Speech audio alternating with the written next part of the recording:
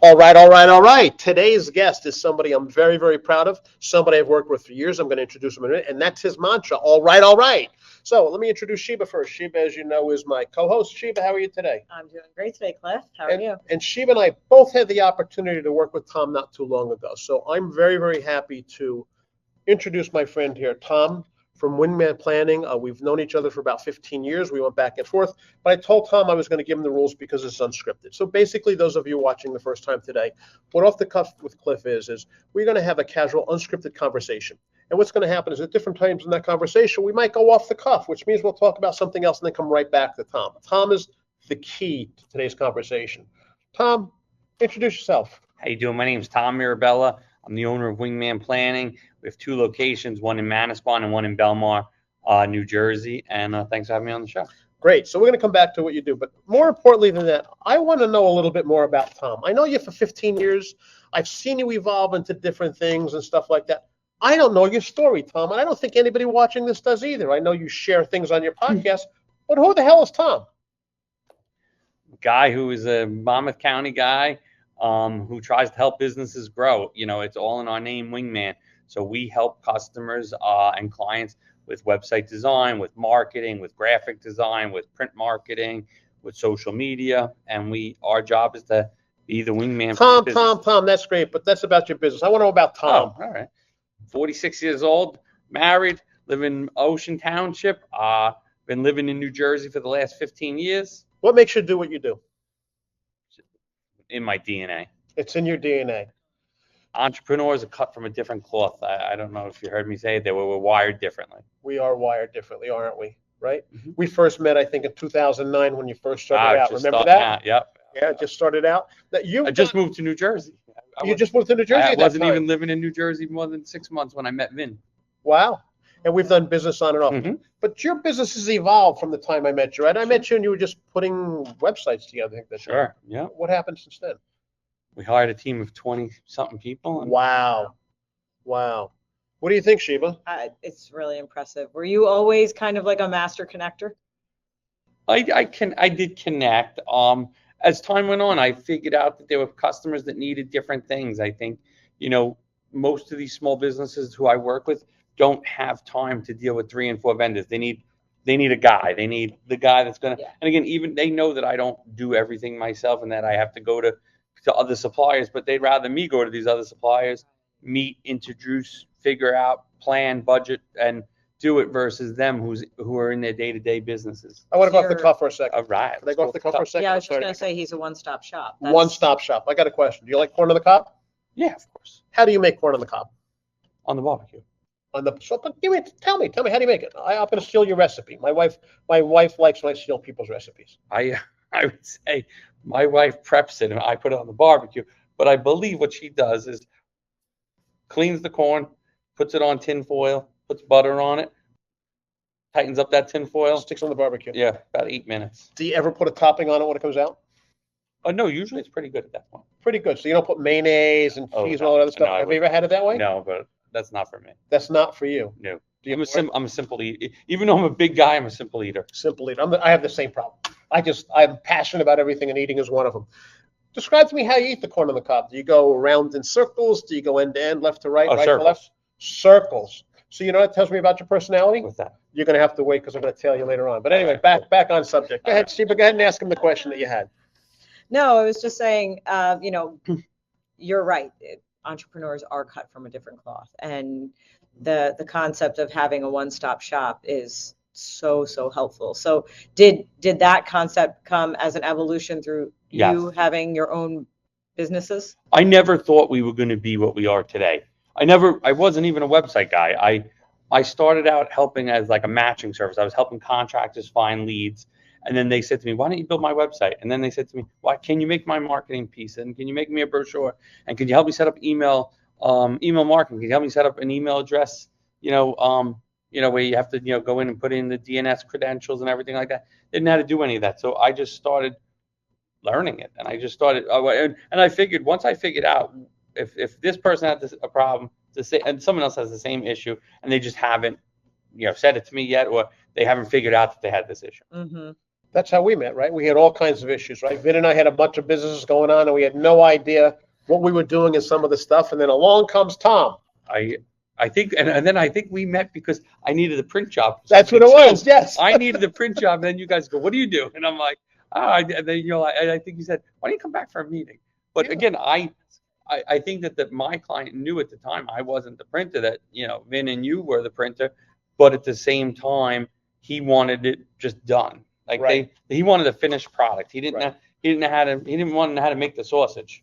Well, I know your mantra. Your mantra is all right, right? Yeah. And I think that carries through with everything that you do, because you're the type of guy that you don't really care what's going on around you. You're going to figure out how to make it work, right? Mm-hmm.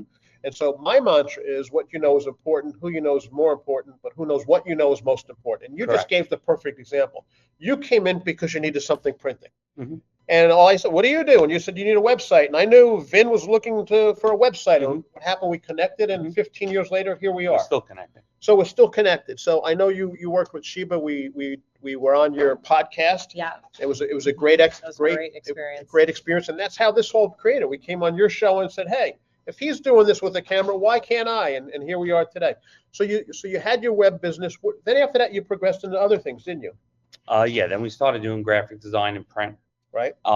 Then we then we started to get into the increase of social media. Right. So probably about 8 years ago, we started with one person helping us with social media that became an employee, and then then we needed a second and third and fourth, and here we are.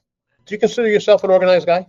I'm pretty organized. Pretty organized. So you know how you eat corn on the cob, and you said you go in Yeah. rows like that. Okay, so the personality about a person eats corn on the cob like that means that you like things to flow very, very. Everything has a reason. I agree. You just want it to go, and you just want it to go. You just want it to go. Do you want to know what Yeah. happens when you go left? I'm going to tell you that in a few minutes. All right, But cool. anyway, back. So, but you have other businesses as well, right? I do. I own a bus company, and I own a limousine company as well. A bus, one of those big buses. I have 7 white trolleys, as well as a two. I have a 27 and a 48 passenger bus. So how did you go from websites to a bus? Started with the limo first. The limo was before the bus. I got partnered up with somebody who was having problems with their in a business. Yep. Then they reached out to me. I was helping them. I built a website. I helped with some email Oh, marketing. wait. I'm sorry. You started with something else, and then you ended up there? Yeah. Go ahead. Keep going. And they said to me, you ever interested in buying a limo company or starting a limo company? And I said, no. I said, no. And I there you remember I was at my Brielle office at the time, which we've now sold, and we were in management. But and I remember sitting at my conference room table, sitting at the end seat, and I go, no, I don't think so. And then the guy came back to me a week later, and he's like, well, what about started talking to me more, and little by little I ended up. But you also do something else. You're a community-oriented guy, right? I am. I have a foundation. So you have a foundation. I walked in, and over there it says Christmas in July. Yep. Well, we got to get a new bin wrap for that, because that was Christmas in July, and I guess But if Vin and I were still in business, where would you get it wrapped? with you guys. But anyway, talk about it. So, So what's your foundation do? Our foundation does. We really do 3 big things. We do a perpetual food drive, giving food to organizations in Monmouth and Ocean County that need help and support. We do a large Thanksgiving drive where we're going to collect 500 turkeys and sides to feed 500 families, and then we do a toy drive at the holidays, which is to help collect toys for those that are less fortunate than ours. Last year we collected about 10,600 toys. This year the projection and what my big supporters are asking for is that I get to 15,000. Wow. You're That's into really donation, Sheba. Yeah, I mean, I love that aspect, that in spite of how busy you are, you also make it a priority to be involved in the community and give back. My feeling is some people were dealt a tough hand, and if through my business and through connections and big people I know can help, it just makes it better for everybody. It's all about connections, right? And it's like a It is. snowball rolling down the hill. It just gets bigger and bigger and bigger every year, right? Yep. One thing I want to point out is when you were describing all of your businesses, I don't know if you noticed, Tom said, every time he said they were having a problem, or they call me because they were having a problem. And so that's, what we always talk about when you're going to be, when you're an entrepreneur, what solution are you solving, right? You have to have a someone comes to you with a problem and you are solving something. Definitely. My job is to solve problems and to help businesses. And again, a lot of businesses that I deal with are under 10 employees. So Sure. they don't have this unlimited bandwidth of people to say, oh, go look at this. When I worked in a They're corporation. micro businesses. Yeah. They're micro businesses. Yeah. When I worked at a big corporation before I went out on my own, there was people to do everything. There was, the same guy now that, has a small business. He's the one who mops the floor sometimes, Sure. as well as takes out the garbage, as Sure. well as do the work. So they don't have this endless resources. So that's why I felt that Wingman would be a benefit to a lot of small businesses. How did you come across the name Wingman? How did I come across the name? I was driving on the Garden State Parkway one night. Like I said, started with a smaller business, a matching service. It was called lihome411.com when I lived on Long Island for Long Island Home 411.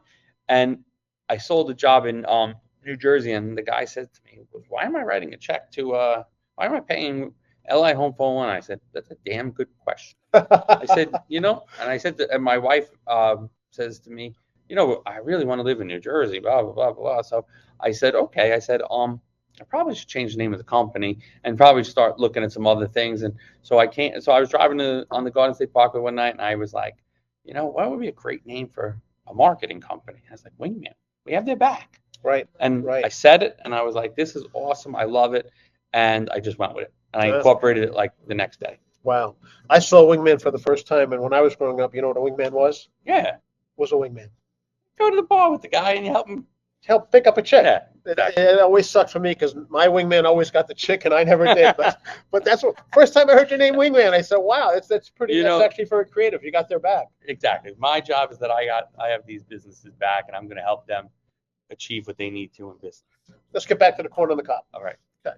So we talked about going around Yeah. and around and going left to right, right to left. Had I known, I would have made you some. I would have brought it in this morning. But I like my Corn-On-The-Cob a little bit different. Okay. So my recipe is you take the Corn-On-The-Cob, you wrap it in plastic wrap, you stick it in the microwave for 4 minutes, you take it out, you put mayonnaise on it, then you sprinkle it top with Parmesan cheese. You got to try it. Don't. Mayonnaise, really? Mayonnaise. Believe it or not. No, try it. weird. Try it. I'm not going to knock it until I try Don't it. knock but it till you try it. It kind of defeats the purpose of Jersey corn, though, because Jersey corn tastes It's so so sweet. good. It's so sweet. Yeah, but there's other spice. I think it's called Kyoki or something. Mhm. And you sprinkle out it. But you try. I'm telling you, it doesn't taste like mayonnaise when you're done. Do you eat your corn in rows? Now, so I'm very, very careful how I eat corn because when I discovered that somebody can actually analyze your personality based on corn, I sort of do it different ways. But the way you do it like this, that means you want it to come to you naturally in a process, Mhm. right? If you're going left to right, some people go left to right, left to right, left to right, or right to left, right to left. Then you got the people who go right to left. I'm sorry, left to right, and then right to left, and back and forth. So it's really something completely different. But I'm going to come back to what that is, but I'm going to tell you how my wife eats the Corn-On-The-Cob. She just bites the darn thing all over the place, and when she's done, I can scrape the rest of the corn out, fill a can of Corn-On-The-Cob, because she just likes to just grab things and go. So, but we're going to come back to that in a second. So How do you like your Corn-On-The-Cob? I'm going to come back and tell you in a second. What about you? I'm like you. Okay. Circle. Yeah, you want everything to flow I need natural, everything flow to natural. flow naturally. All right. But so where are you now today with your business? We're in our Belmont location today. Right. We have an office in Manasquan. We employ, I think, about 22 full-time employees. That's wonderful. We're in the process of franchising. And you know what? I went to your website before I came here. You know what I thought was very, very impressive was when it came to your staff or whatever it was, you had a picture of everybody that was there, and those pictures actually told you what that person was about. And I don't remember the names, but there was one young lady there, and she had popcorn, and she's feeding her dogs, right? And every one of them, you could tell their personality, and their title fit perfectly. Did you do that on purpose? We did. We asked for a fun picture, a non-corporate picture, Right. a non-work picture, something that who they are. So like I have mine. I was giving the food because I'm into the charity. John was holding his dog. Andrew was, Andrew, what you were on the trails, right? In your picture on the website. Yep, he was. But it seemed very authentic. Yeah. It seemed like, hey, you know what? I can work with these people because you know as well as I do, sometimes you wind up with these corporate snobs or these people that come in and they already have the answer, right? So they're going to hire you to say, here, help me with my social media. And then what you tell them what they're going to do, what do they do? Oh, yeah, they just come take over. They just take over. They're not, you don't know They what don't you're want to talking hear about. what you So have what to the hell say. would you Yeah. call me in for? There's one thing we didn't discuss. I want to make sure we discuss it before I tell you how I eat my corn on the Okay, cob. great. And that is, you have a podcast. I Talk do. about the podcast. I have a podcast called Grit Won't Quit. We've aired 97 episodes Got as it. of this airing, and by next week we'll have 100 episodes launched. Started out just as a way to get more content that turned into a ongoing effort that Andrew and myself record 2 to 3 podcasts a week, and then we push out two a week every week. And what I like about watching your show, and I watch it every time I see you put it up on Facebook, is they're all authentic, right? Mhm. So your guests are just like you, right? They're authentic. There's no facade. There's no, hey, you know what? I'm this, I'm this, I'm this, and I think the conversations flow very, very naturally. I would agree. And so that makes you a good interviewer. I thought you were a good interviewer when you sat down and spoke to me. In fact, I'm going to put on the bottom of this. I'm going to put the and it'll be in not only in the description, but I'm going to actually link it in the comments. I want you to go take a look at Tom's YouTube, and I want you to take a look at where he has his podcast because there's some interesting people there, and I think you've done a good mix of the guests that you bring in. You bring it with different types of disciplines and stuff. Would you agree with me? Absolutely, yeah. There's always someone interesting to listen to a podcast about, and you are an excellent interviewer. Oh, thank you. You put your guests at ease, and you kind of you're the catalyst to kind of make it a flowing, organic conversation. Thank you. So I guess you want to know how I eat my corn on the cob. I It guess is we're the up to burning that. question of the day. I guess we're up to that All part. right, so it really depends on not the type of mood that I'm in, but it really depends on that corn on the cob when I pick it up. If the mayonnaise is dripping off or dripping down my hands, no, I'm only kidding. Sometimes I like to eat it from left to right, left to right, left to right, left to right. But there are other times, and I think you know me enough, that I'm the guy that if there's going to be a conflict, my personality is I'm going to bring the conflict on, right? We're gonna bring that to a head. Sometimes I'll eat that corn very, very aggressively, that I'm biting into it or I'm biting into it. Mitzi will say to me, are you going to leave the core? Because I'll just keep going. So I eat the corn on the cob, sometimes row to row, and I guess you can tell what type of day I'm having. But I like to go left to right and right to left because I like to change things up. There are people, and I know my sister goes left to right, left to right, left to right. And my brother goes left to right, right to left. It's funny, I know my family's personality, corn on the cob, something as simple as that. But anyway, Chief, anything else you want to ask Tom? I mean, I guess my only question would be, how, when you didn't anticipate this growing so much, how did you then say, I can, what were the catalysts that helped you to, expand as much as you? I think my job always changes. I always say like every 2 to 3 to 4 months, my job is changing. So, when we first started doing social media, go back 8 years ago, I was very involved in the day-to-day process of social media, making sure that the team got everything they needed. As they got more familiar and they did the job better, I took time out of I took time away from that and worked on another thing. So, like when you look at like the limos at the beginning, I was very interested to know, and then once we had the right team in place, then I could step back. And then when we got into the podcast, again, I'm very into it now. Andrew and Jenna and Taylor and John, they manage the day-to-day of the podcast, and then I'm only really needed every Friday morning, and then the rest of that work is not my work anymore. Right. So my job continually changes so that I bring on the right people to help get the job done, and then I'm needed less.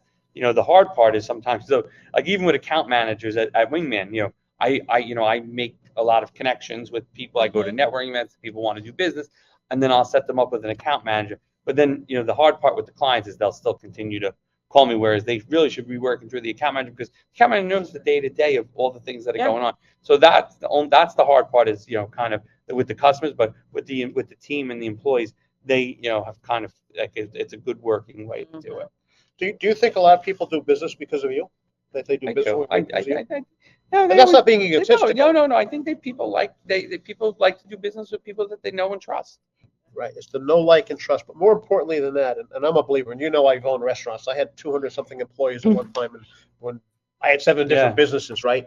And my business is ran based on my personality, right? Your personality and the people, the energy of the employees that you bring in make a big difference in how your business operates, I right? would agree. If you're very, very authoritative, it's that way. You know, one of the things that it took me a long time to learn this because, and you know, again, I'm going to have the podcast there, and I'll share my podcast the discussion you and I had. I mean, I was bullied my whole life, and when I got authority, man, I was the biggest bully there was, and I abused my employees, and it's sad to say, you know, I woke up after that, and again, I'm going to go back to your website. You take a look at that, and you see these, and you say these people have personality. This is it was warm and welcoming, and I got to congratulate you on that. Thank Did you design your own website? My team did. Your team. Chelsea and Jillian and Alexa designed most of the It's a website. very good website. I think I'm going to have Mitzi because you still do More Yarn's website. Mhm. You help Flo every now and then. I think we're going to change the format a little bit because we did that one I think in 2012. Yeah, that's been a while. That's been a while, so I think it's time for a refresh. Anything else you'd like to tell anybody? No, I thank you for coming. I thank you for changing your schedule and coming to Belmar today. I thank you for all you do. I mean, you guys do great work. And I love that you're community oriented too. Yeah, and I think that's what puts us together. I mean, think about, again, go back to where we started. You came in to get something printed. We got your website, and ever since then, we keep going back and forth. Shiva, anything you want to say? Just thank you, Tom. And it was a pleasure to have you on the podcast It was too. a pleasure to be on it. Thank you for everything you do. I mean, you're community driven, and we're going to get this up. We're going to get this up in the next day or two. And we went over the sweet spot of time. That's okay. I don't All right. care about the time. It's all about the conversation. Perfect. Thank you. Thank you. It was a pleasure.